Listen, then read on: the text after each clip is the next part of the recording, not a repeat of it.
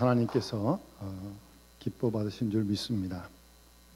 집사님, 이 곡이 원래 일본 곡이죠?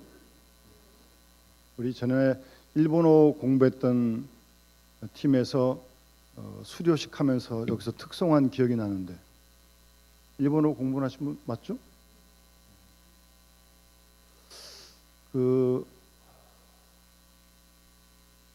가사가 뭐 여기 다 뜨지 않았기 때문에 제목은 꽃들도 오네요. 저는 원래 좀 이렇게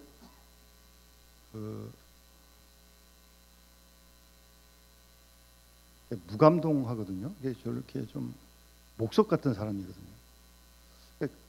목석 같은 제가 이 찬양을 들으면서요, 무슨 마음이 드냐면, 지금 이게 일본 그리스도인이 지금 쓴 곡이거든요. 아마 가사도 그럴 겁니다. 여러분 아시다시피 일본은 기독교인이 한 1%. 길거리 다니면서 교회가 잘 안 보입니다. 교회 찾기가 참 어렵습니다.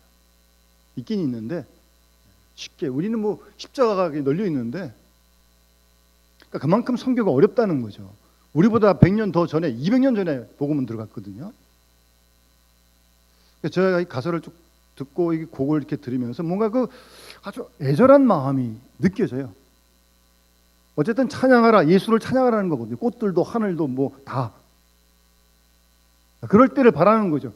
지금 아직 예수 믿는 사람이 뭐 1% 채 안 되지만, 그러나 복음을 전하는 그리스도인들은요, 모든 일본 사람들이 예수를 믿게 될 그때를 꿈꾸면서 아주 좀 안타까운 그런 마음이 목석 같은 제가 느낄 정도면, 그래서 하여튼 그런 마음이 듭니다.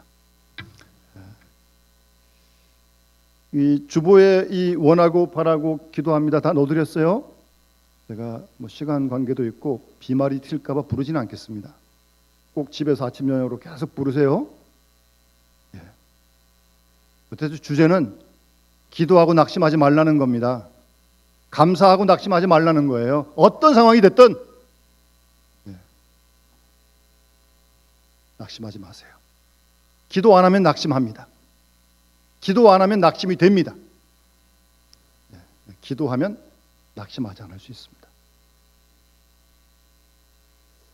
귀한 가사예요. 기도하는 마음으로 계속 부르실 수 있길 바랍니다. 제가 뭐 무더운 장마철에 비도 오는데 교회 나오신 분들을 환영하고, 이 자리 여기 못 나오시지만 가정에서 온라인으로 인터넷으로 예배하는 모든 식구들 주님의 이름으로 축복하고, 정말 하나님 만나고 하나님의 음성을 듣는 귀한 은혜의 역사가 이 시간 있어지기를 간절히 소원합니다. 그렇게 믿고요. 제가 두 가지 좀 어리석은 질문을 드릴 텐데, 어리석은 질문이지만 중요한 질문입니다. 본질적인 질문입니다. 속으로 조용히 대답하시기 바랍니다. 첫 번째 질문입니다. 이 자리에 계시고 이 방송을 통해 예배드리는 우리 모든 믿음의 식구들, 주님께서 이 땅에 다시 오실 것을, 재림하실 것을 믿습니까? 속으로만 대답하라는데 이게 다 넘쳐가지고 아멘 하시네요. 좋습니다. 중요한 질문입니다, 여러분.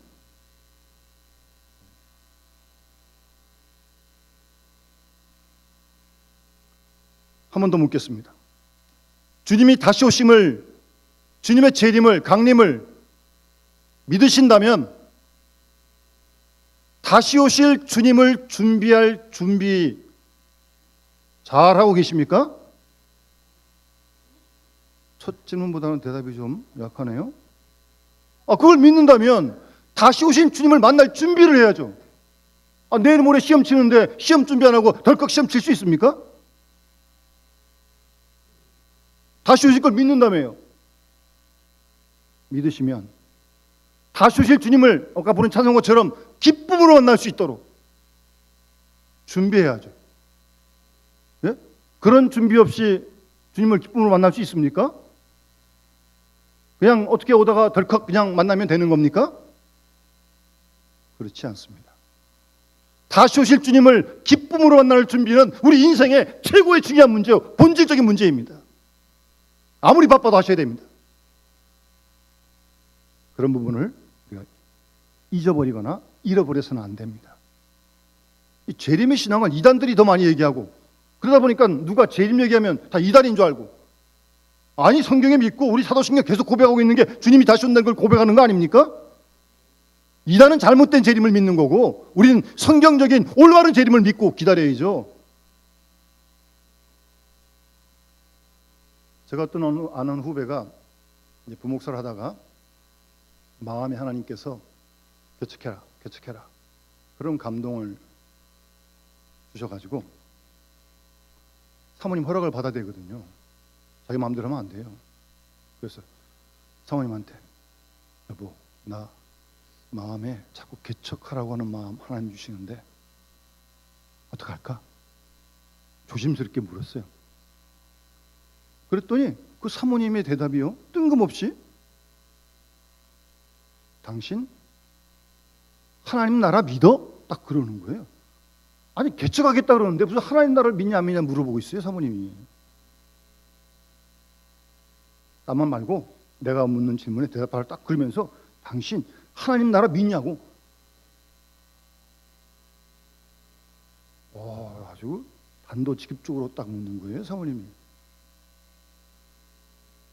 그래 믿지. 그럼 내가 목사인데 그럼 안 믿어? 그러고는 지나갔는데 나중에 개척했어요. 어쨌든 개척한 다음에 물었어요, 사모님한테.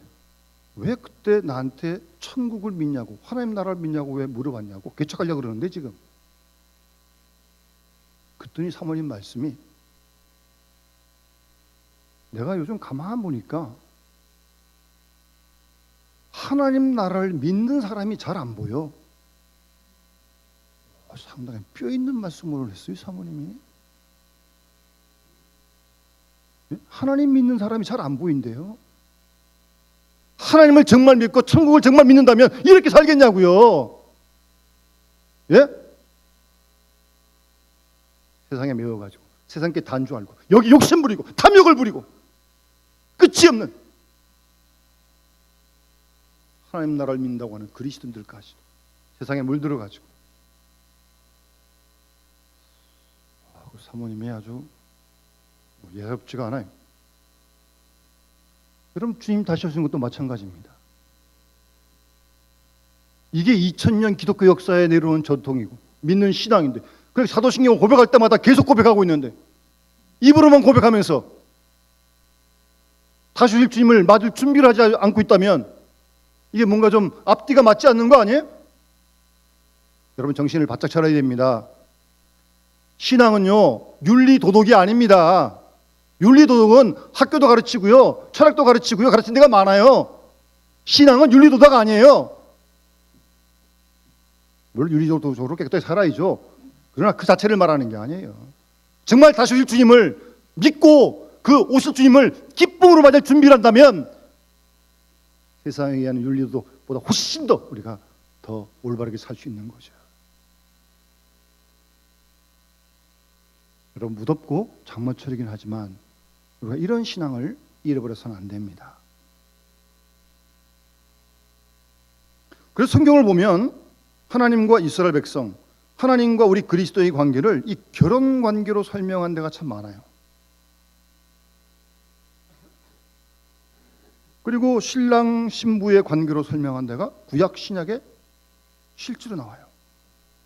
구약 성경 호세아서에 보면 호세아 선지가 2장 19절 20절에 내가 너에게 장가들어 영원히 살되 공의와 정의와 은총과 긍휼히 여김으로 내게 장가들며, 하나님께서 이스라엘 분들에게 장가를 들겠다는 거예요. 그러니까 하나님과 이스라엘 백성의 관계를 그렇게 설명하고 있는 거예요, 결혼으로. 뿐만 아니라 이사야 선지자도 보면 이스라엘 백성과 하나님과의 관계, 우리와 그리스도의 관계를 깊은 혼인 관계로 설명을 합니다. 62장 4절에 보면 다시는 너를 버림받은 자라 부르지 아니하며 다시는 내 땅을 황무지라 부르지 아니하고 오직 너를 헵시바라 하며, 헵시바는 우리 일부 찬양대 이름이 헵시바예요.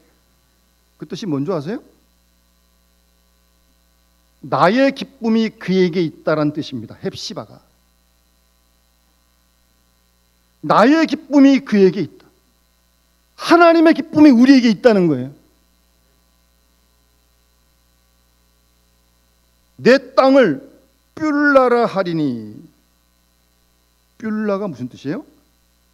결혼한 여자란 뜻입니다. 하나님께서 이스라엘 백성들을, 하나님께서 우리를 결혼한 여자라고 그렇게 부르시겠다는 거예요. 그리고 여러분 잘 아시는 신약 성경의 마태복음 25장 열처녀의 비유, 예수님께서 천국을 비유로 말씀하시면서 그때 천국은 마치 등을 들고 신랑을 맞으러 간 열처녀와 같다 하리니. 신랑을 맞으러 간 열처녀가 뭐예요? 신부죠, 신부. 그 중에 물론 5은 슬기롭고 나머지 5은 미련한 그런 신부였어요. 확실히 달랐어요. 어쨌든 그러나 신랑과 신부의 관계로 주님이 설명을 했습니다. 바울의 편지도 보게 되면 고린도후서 11장에 내가 하나님의 열심으로 너희를 위하여 열심을 내노니 내가 바울이요 너희를 고린도 교회 교인들을 정결한 처녀로 정결한 신부로 남편인 그리스도에게 드리려고 중매함이라라고 말씀하고 있어요. 예수 믿는 것을 그리스도에게 정결한 처녀로 중매한다. 그렇게 표현하고 있습니다. 하나님과 우리, 그리스도와 우리 관계를 신랑과 신부, 남편과 아내 그런 관계로 설명을 한 것을 우리가 성경에서 분명하게 찾아볼 수 있습니다. 여러분 오늘 이 아가서 본문은 솔로몬 왕이 술람미 여인을 사랑해서 그와 함께 지금 편지를 주고받는 사랑의 편지입니다. 연애 편지예요, 연애 편지. 혹시 여러분 연애 편지 써보셨어요? 지금 말고 옛날에. 요즘 별로 연애 편지 잘 안 쓰는 것 같아요. 양소연 집사님 영어 편지, 연애 편지 써봤어요? 박사님한테? 네, 써보셨네요. 잘하셨어요. 저도 가만 생각해보니까 연애 편지, 사랑의 편지, 어렵게 찾았어요, 제가 그래도. 제 집사람이 결혼하기 전에 태국에 선교사로 좀 나갔었거든요. 제가 그때 신학교 다닐 때인데. 저같이 목속 같은 사람이 그때 사랑의 편지를 썼어요. 제가 보기에도 참 말도 안 되지만 기특했어요. 거기다가 또 이렇게 연애 편지를 함부로 쓰는 게 아니잖아요. 이게 멋있게 써야 되잖아요. 온갖 지혜를 다 짜내가지고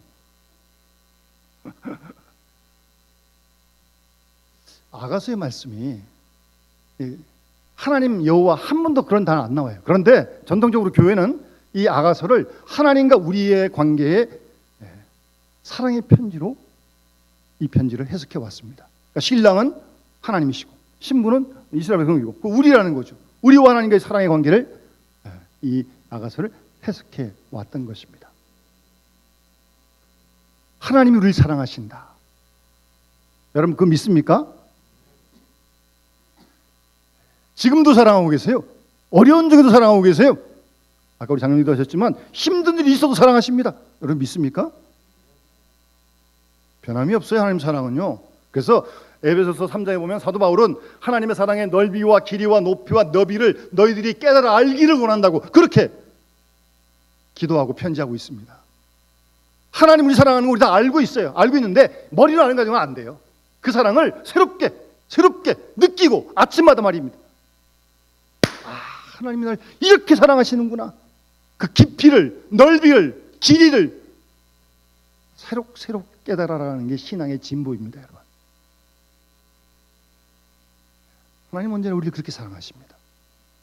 항상 새롭게 사랑하십니다. 때로 우리가 말 안 들어도 불순종해도 그래도 사랑하십니다. 기다리면서 사랑하십니다. 때로 매를 드시면서 사랑하십니다. 하나님이라는 사랑은 문제가 없어요. 그런 사랑을 받는 신부, 우리 하나님을 얼마큼 사랑하세요?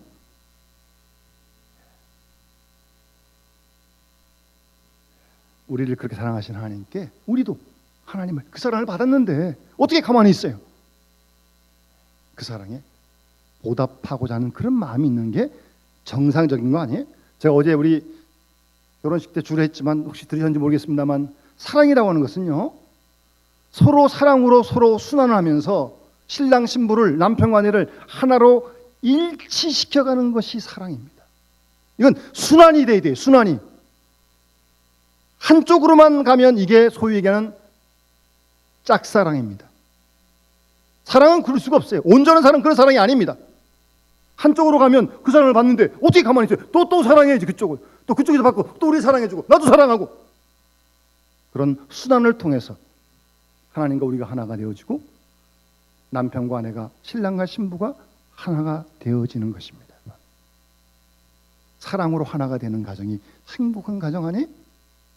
예? 그러는 거 우리 다 원하는 거 아니에요? 몸도 마음도 생각도 영혼도. 결혼하면 다 되는 줄 알아요? 어림도 없습니다. 결혼하는 그럼부터 시작하는 겁니다. 세상 떠날 때까지 계속 사랑의 하나를 위해서 훈련하는 겁니다, 여러분.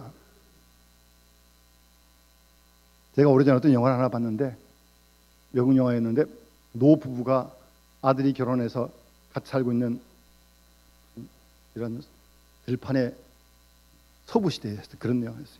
근데 거기 가서 이렇게 자녀들이 잘 살고 있으니까 이 노 부부가 항원이 뉘엿 이렇게 지는 거기에서 두 노 부부가 딱 이렇게 포옹을 하더라고요. 서군사님 멋있지 않아요? 예? 그게 뭐 그때만 그분들이 하셨겠어요? 계속 그렇게 사랑에 서로 교통을 하면서 함께 살아. 그러니까 두 분이 흐뭇하고 고마워서 석양이 지는, 멋있잖아요. 예? 우리 5060 시대는 다 아시겠지만 무슨 유행가에 사랑은 눈물의 씨앗이라는 게 있었어요. 무슨 사랑이 왜 눈물의 씨앗입니까? 잘못된 사랑은 눈물의 씨앗 될 수밖에 없는 거죠. 그러나 하나님의 사랑, 우리가 주님께 하는 사랑은 그런 눈물의 씨앗이 아니에요. 왜 눈물의 씨앗이에요? 사랑이 얼마나 행복한데, 얼마나 기쁜데. 잘못된 사랑을 하면서 눈물의 씨앗이라고 자꾸 그 노래하고 그러는 거죠. 그걸 또 따라 부르고 있어요. 또 사랑이 왜 눈물의 씨앗이에요? 얼마나 기쁜 일인데 사랑이. 사랑하면 막 힘이 솟는 거 아니에요? 그런 사랑을 지금 솔로몬과 술람 여인이 지금 하고 있는 거거든요. 그런데요, 문제는 이 사랑의 편지가 지금부터 3000년 전에 쓴 편지예요. 제가 금요일에 좀 잠깐 말씀드렸지만 도저히 이 표현을 이해할 수가 없어요. 사랑의 편지를 누가 읽겠어요? 예? 뭐 눈이 비둘기 같다. 요새 그렇게 쓰다가는 그냥 완전히 퇴짜당합니다. 사랑하는 사람한테 편지 쓰면서 당신의 눈이 비둘기 같아. 그랬다가 그냥 완전히 그건, 예? 또 눈만 그래요? 머리털은 길르앗산 기슭에 누워있는 염소 떼 같다. 도대체 이게 무슨 말이에요 도대체? 왜 이 머리카락이 왜 염소 떼 같아요 도대체? 이 시대가 3000년의 시대다 보니까 이 솔로몬이 술람미 여인을 사랑하는 사랑의 마음이 공감이 잘 안 돼요. 공감이. 예. 분명한 건 사랑한다는 건데, 또 그 다음에 신부 노래가 다음에도 나오는데, 신부도 신랑을, 솔로몬 왕을 그냥 극진히 사랑한다는 건데, 표현이 참 어쨌든 좀 시대차가 있어서 그런지 이해가 잘 안 되는데, 자꾸 이렇게 곱씹고 묵상해 보면요, 표현은 우리가 물론 지금 우리가 이해할 수 있는 그런 표현은 아니지만 대단한 사랑의 노래입니다. 예?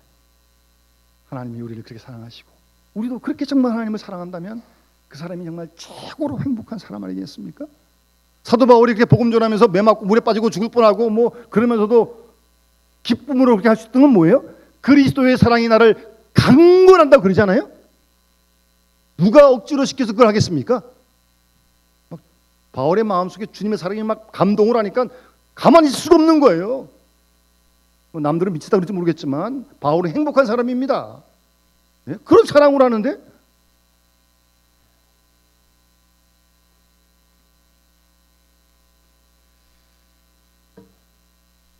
솔로몬 왕은 이 술람미 여인이 어쨌든 이쁜 거예요. 아주 사랑스러운 거예요. 1절에 보세요. 내 사랑 어여쁘고 어여쁘다. 부르기를 내 사랑 이쁘다, 아름답다. 15절에도 보시면 너는 동산의 샘이요 생수의 우물이요. 요즘은 이런 표현 잘 안 쓰죠. 어쨌든 그러나 솔로몬이 술라민 여인을 아주 많이 사랑한다는 거예요.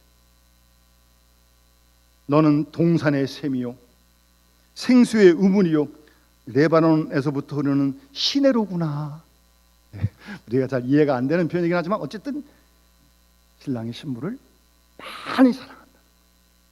극진하게요. 그렇게 사랑하니까 신부의 모든 게 다 이뻐요. 모두가 다 이뻐. 뭐 이가 이뻐야 치아가 얼마나 이쁘겠어요. 목이 이뻐야 목이 뭐 얼마나 이뻐요. 목이죠. 그런데 목이 뭐가 같다, 이가 뭐가 같다, 계속 지금 그 얘기하고 있는 거예요. 사랑하는 신부를 보니까 너무나 이뻤어. 누구 그렇게 한번 사랑해 보신 적 있으세요? 원래 여기서 아가서는 19금입니다. 19금. 미성년자는 읽지 못하도록 했어요. 교회 역사에 보면. 예. 잘 보세요. 제가 오늘 본문에 몇 가지만 같이 한번 나누면서 결론은 나 있어요. 신랑 되신 주님을 우리가 기다리는데 신랑 되신 주님이 우리를 볼 때 주님을 기쁘시게 할 수 있는 신부가 되자는 거예요. 우리가. 예? 우리 모두가 그런 신부가 되기를 주님이 원하신단 말씀이에요. 간절히 원하신다고요. 여러분 그런 준비해야 되지 않겠습니까? 신랑이 주님을 이제 맞이할 텐데 그때 정말 기쁨으로 맞을 수 있는 그런 그리스도의 신부가 돼야지 우리가 한평생 신앙생활을 하는데요. 첫 번째가 눈입니다. 눈. 이 눈이 너울 속, 이 면사포를 쓰지 않았겠어요? 이 면사포 너울 속에 있는 내 눈이 비둘기 같다. 요즘은 비둘기가 애물단지입니다. 평화의 상징이 아니에요. 여기 저 LG 아파트 옆에서 비둘기 뭐인데 모이를 주지 마세요. 그래요. 먹이를 주지 마세요. 그랬어요. 이를 주니까 이 녀석들이 딴 데 안 가고 다 거기 모여드는 거예요. 모여서 배설물만 다 이렇게 흘려놓고 아주 애물단지. 그런데 지금 이 신랑이 보기에 신부가 눈이 비둘기 같다. 저 비둘기 눈 봐도 별로 이쁘지 않더라고요. 눈이 조그맣던데 뭐 이쁘. 근데 솔로몬은 그렇게 비유를 했어요. 여러분 비둘기는 아시는 대로 우리 교회에서 주로 성령으로 상징해 왔습니다. 그 초대교 때 오순절 마가다락방에 성령이 비둘기같이 임했다고 뭐 세례요한이도 그랬고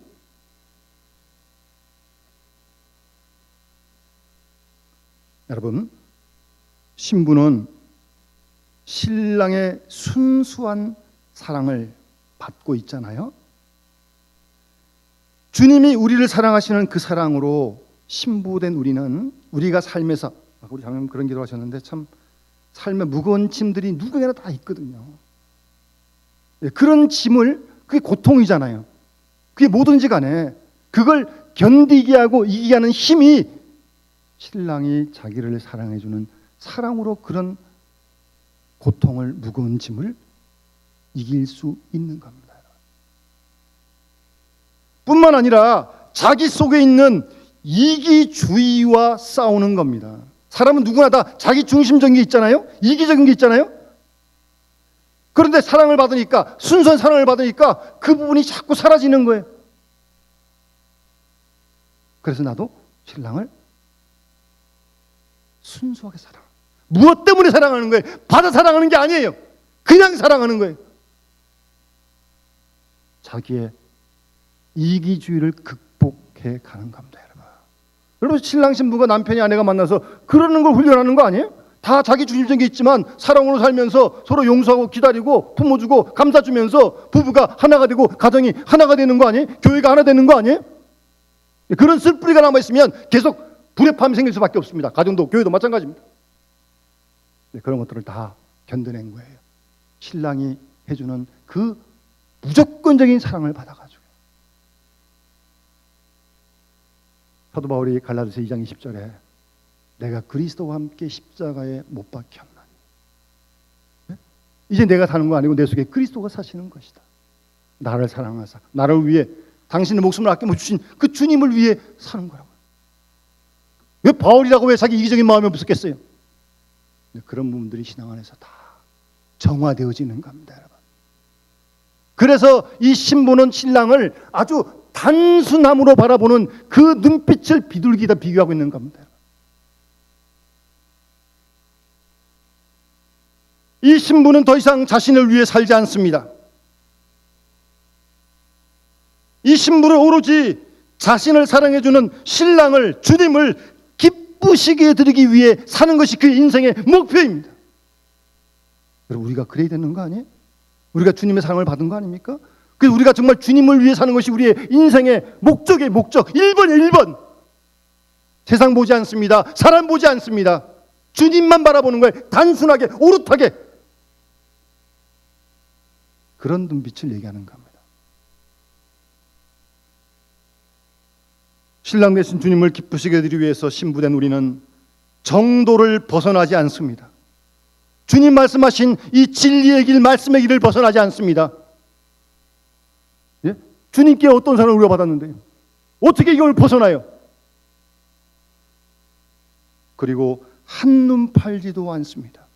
기웃기웃거리지 않습니다. 온전히 어느 때 어느 상황에서나 주님만 바라보고 주께서 말씀하신 이 진리의 길을 온전하게 따라가는 그런 신부의 모습을, 단순한 눈빛을 비둘기 눈과 같다고 그렇게 말씀하고 있는 것입니다. 그런데 주님께 향한 이런 눈빛은 주님께만 향한 그런 게 아니에요. 그런 주님께 향한 눈빛을 가진 신부는 이웃과도 그런 교제를 이루어가는 겁니다. 주님을 그렇게 사랑하는 사람이 이웃을 함부로 되겠어요? 거짓말이죠, 이거는. 주님을 그렇게 사랑하고 그렇게 바라보는데 어떻게 이웃을 교제하는데 함부로 합니까? 그러니까 함부로 하는 건 그만큼 주님 사랑하지 않는다는 거예요. 뭐 더 말 필요 없습니다. 냉정합니다, 여러분. 잘 자신을 살펴보십시오. 주님을 한결같이 바라보는 이 신부의 눈빛은 그 사랑의 눈빛을 그대로 이웃에게 돌려가는 겁니다. 성실하게요.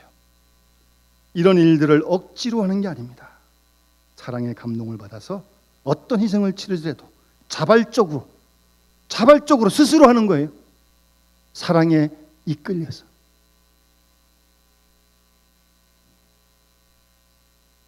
그러한 단순한 주님을 향한 사랑의 마음을 눈빛에서 신랑은 보고 노래하고 있는 것입니다. 그 다음 이 신부의 이 머리카락, 예? 길르앗 산에 누운 염소 떼, 염소 무리 같다는 거예요. 사실 이 당시의 염소는요, 흑염소입니다. 원래 까만 염소예요. 털이 이렇게 까만 털이 난 거거든요. 뭐 까맣건 희건 어쨌든 신랑은 이쁜 거예요. 뭐 까만 털이라도. 머리카락이, 예? 머리카락이 여러 염소 무리들의 그 머리카락에 비유하고 있습니다. 신부의 길고 물결치듯 흘러넘치는 머리카락은 신랑에 대한, 주님에 대한 순종과 복종으로 살아가는, 근데 그 순종과 복종이 억지로 하는 게 아니에요. 그 속에서 자유함을 누리는 거예요. 그런 신부의 모습을 신랑이 사랑하는 거예요. 주님께, 신랑에게 무조건적인 사랑을 받았는데 신부된 우리가 그 주님을 따르지 않겠습니까? 순종하지 않겠습니까? 나를 그렇게 사랑해 주시는데 사소한 일, 큰 일이든 작은 일이든 생각, 말, 행동에서 사랑하는 주님께 순종하는 그런 신부의 모습을 이 머리카락에 비유하고 있는 것입니다. 예수님께서도 요한복음 14장 23절 말씀 보시면 사람이 나를 사랑하면 내 말을 지키리니 그랬습니다. 여러분, 주님을 사랑하는데 주님께서 하신 말씀을 안 지키겠습니까? 그러니까 내가 주님 사랑하는지 안 사랑하는지는 이 말씀을 근거로 해서 주님의 말씀을 순종하는지 안 하는지 보면 알 수 있습니다. 느낌만 가지고 안 돼요. 그래서 느낌만 가지고는 안 됩니다. 정말 주님을 사랑하니까 주께서 하신 말씀에 순종하는 겁니다. 그걸로 사랑을 증거할 수 있는 겁니다, 여러분.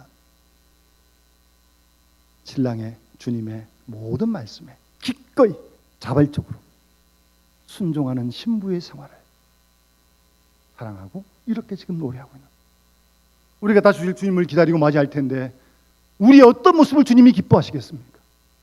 어떤 상황 속에서도 주님의 말씀을 굳게 붙들고 그 말씀을 지키는 그런 그리스도의 신부된 우리를 주님이 원하시는 거 아니겠습니까?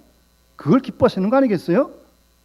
여러분, 잘 말씀을 통해 우리 스스로 돌아보고 정말 주님 맞이할 수 있는 준비 적극적으로 잘 하시길 바랍니다. 건성건성 대충하지 마세요. 나중에 정말 땅을 치고 후회할 날이 올지 모르겠습니다. 그러지 맙시다. 한 번 사는 인생인데 그러지 맙시다. 이어서 치아, 입술, 뺨, 목, 가슴 다 이뻐요. 어쨌든 다 이쁜데, 예? 그 다음에 치아가 이쁘면 또 얼마나 이쁘겠어요. 다 똑같은 치아인데, 예? 그런데 치아도 이뻐요. 근데 이 비유한 걸 보면 참 어렵게 비유했어요. 목욕장에서 나오는 털 깎인 암양, 새끼 없는 것이 하나도 없는, 새끼가 많다는 거예요. 쌍둥이를 낳은 양 같다는 거예요. 뭐가요? 치아가. 그 치아가 아름답다는 거예요. 이쁘다는 거예요. 사랑스럽다는 거예요. 여러분, 우선 이 치아는 우리가 먹는데 이렇게 씹어 먹잖아요. 이 치아가 부실하면요, 먹는 게 부실하면 이게 사람이 영양 공급이 안 돼가지고요, 안 됩니다. 기능식 그렇죠? 치아가 건강하셔야 돼요. 잘 씹어 먹어야 돼, 이렇게. 예? 그렇잖아요. 아무리 무슨 돈 많고 많으면 뭐예요? 치아가 부실해서 먹지 못하면 그림이 떡이죠. 그러니까 음식을 잘 씹어 먹음으로 튼튼하고 곧고 희게 되며 그런 건강한 모습을. 그런데 특별히 털 깎은 양이에요. 양의 털을 깎으려면요, 깎기 전에 먼저 목욕을 시킵니다. 하나님 말씀을 통하여 물로 우리가 다 깨끗이 씻어진 거 아니겠습니까? 에베소 5장 26절 말씀 보시면 이는 물로 씻어 말씀으로 깨끗하게 하사 거룩하게 하시고, 우리 모두가 예수를 믿고 그렇게 된 그리스도의 신부들 아니? 그래서 우리의 죄가 진홍 같고 주홍 같을지라도 양털같이 흰 눈같이 된 거 아닙니까? 그래서 씻었어요. 딱 깎기 전에 씻는 거예요. 씻은 다음에 털을 깎은 양떼,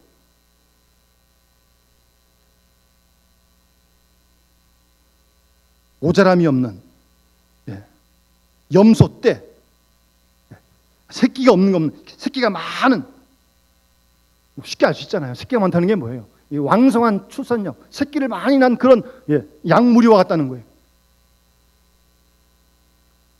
여러분, 사도 바울은 고린도서 4장 15절 말씀에 고린도교회 편지하면서 내가 그리스도 안에서 복음으로 너희를 낳았다라고 말하잖아요. 그러니까 바울은 복음을 전하고 전도하는 것을 낳았다고 그렇게 표현하고 있어요. 예? 낳았다고요.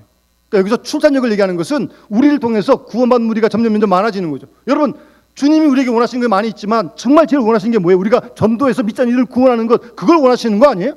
나를 통해 예수 믿는 이들이 점점 많아지는 거 말입니다. 우리 교회를 통해서 믿는 이들이 점점 많아지는 거, 그걸 원하시는 거 아니에요? 그거 원하십니다. 정말 원하십니다. 우리도 복음으로 나아야 합니다.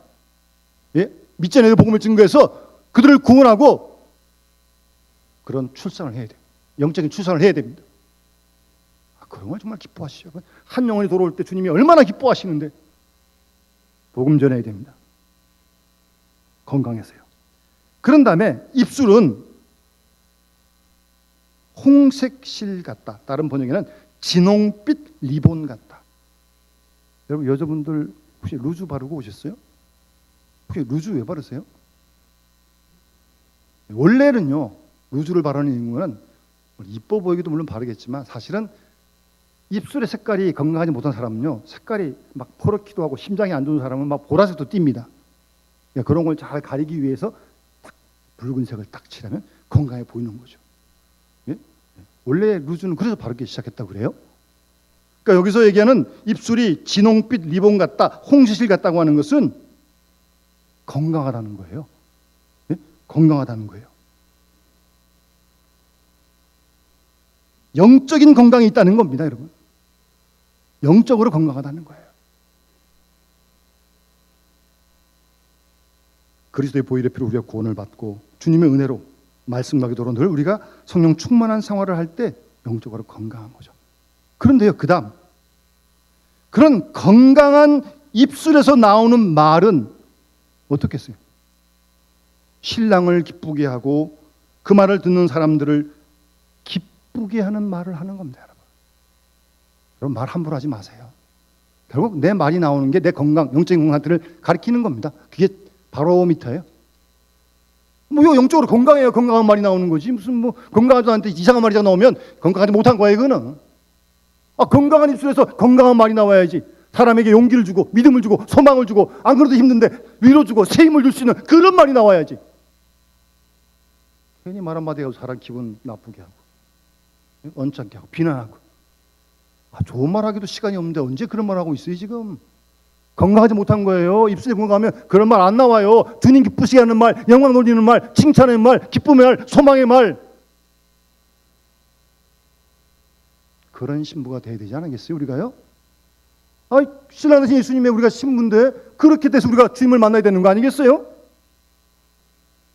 절대 말 함부로 하지 마세요. 돈 안다고요? 내뱉은 말을 주담지도 못하는데 다 녹음되어 있는데 지금? 절대 말 조심하세요.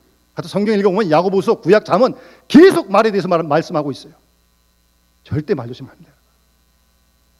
정말 기쁘시게 하는 말, 영광 돌리는 말, 그런 말이 나올 수 있도록 내 입술을 건강하게 해야 돼. 영적으로 건강해야 되는 거예요. 그게 뭐 저절로 나오겠어요 그게? 시편 45편 2절에 보면 왕은 사람들보다 아름다워 은혜를 입술에 머금으니. 왕의 입술에 은혜를 머금었어요. 얼마나 좋습니까? 그랬더니 하나님께서 왕에게 영원히 복을 주셨다는 거예요.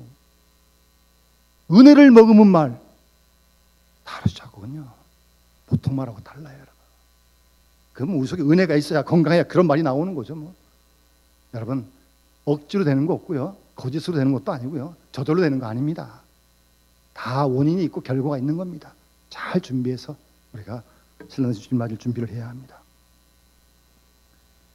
그 다음에 하여튼 이 뺨, 볼, 어쨌든 이렇게 볼 타치 이렇게 하는 것 같아요. 예.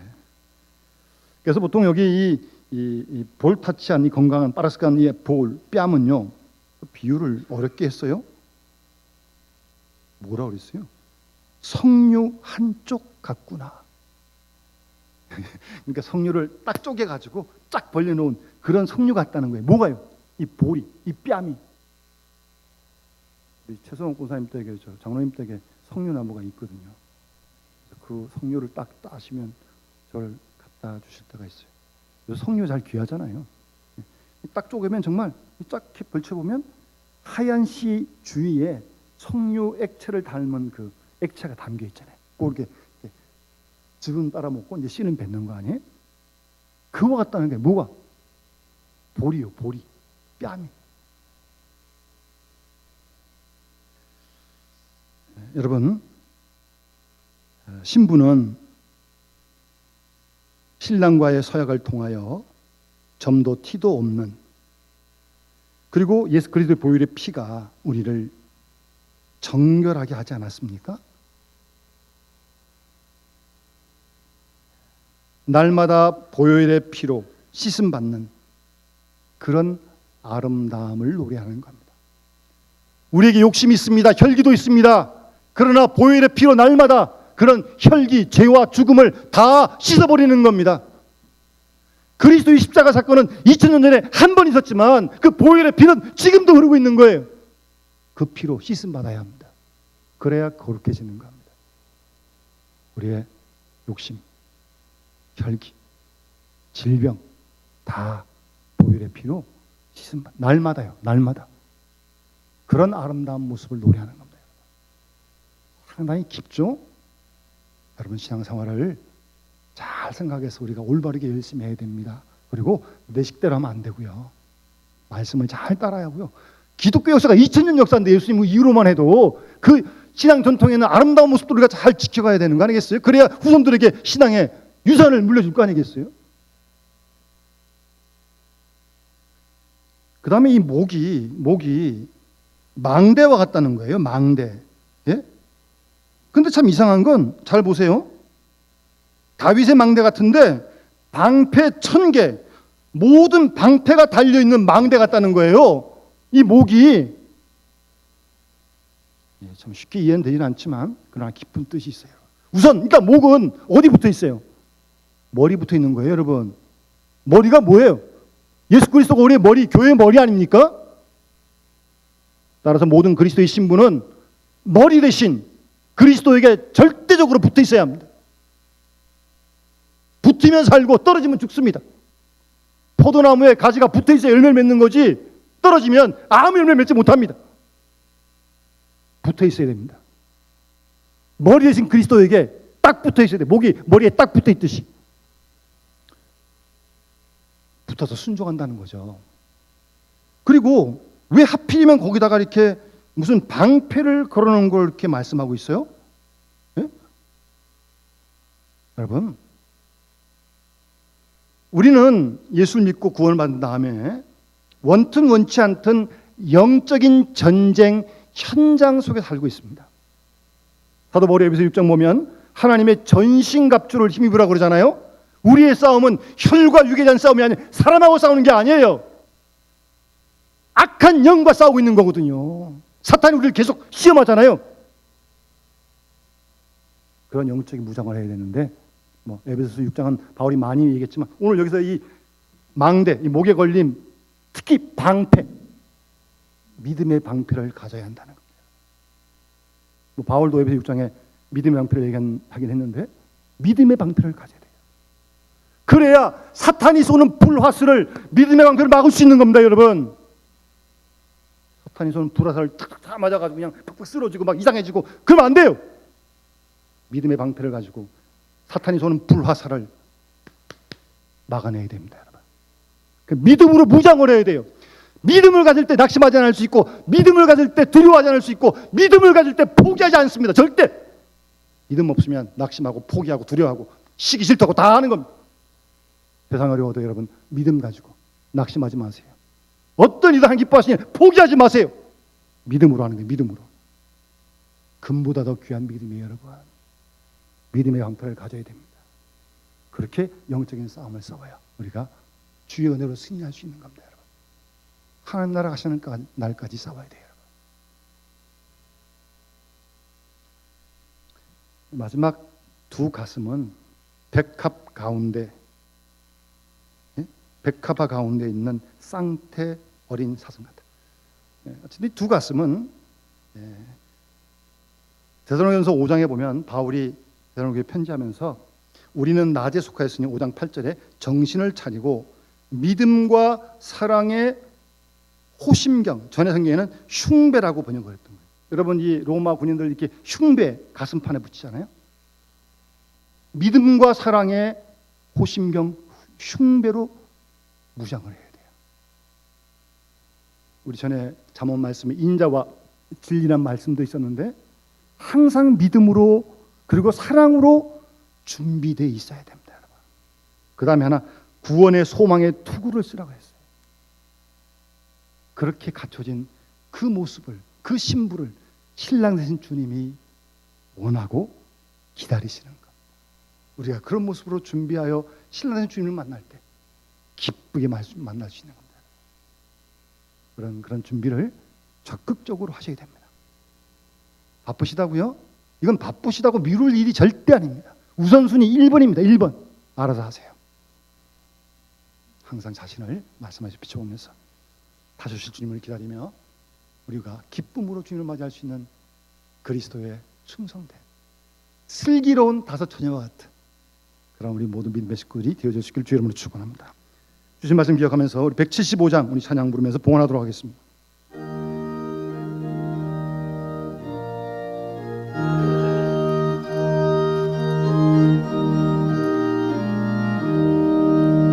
신랑 되신